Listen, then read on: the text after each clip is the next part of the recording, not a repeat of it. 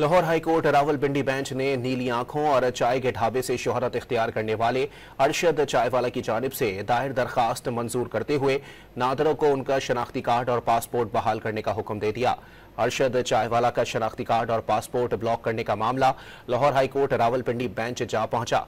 अदालत ने नादरा को अरशद का शनाख्ती कार्ड और पासपोर्ट बहाल करने का हुक्म दे दिया।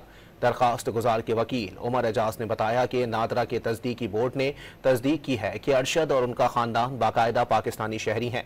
सरकारी वकील ने अदालत में तस्दीक की कि नादरा ने अरशद खान का शनाख्ती कार्ड अनब्लॉक कर दिया है।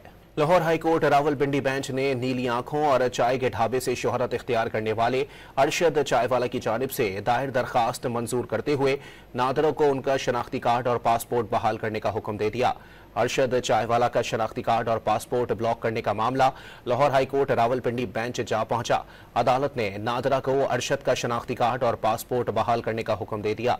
दरखास्त गुजार के वकील उमर एजाज ने बताया कि नादरा के तस्दीकी बोर्ड ने तस्दीक की है कि अरशद और उनका खानदान बाकायदा पाकिस्तानी शहरी हैं।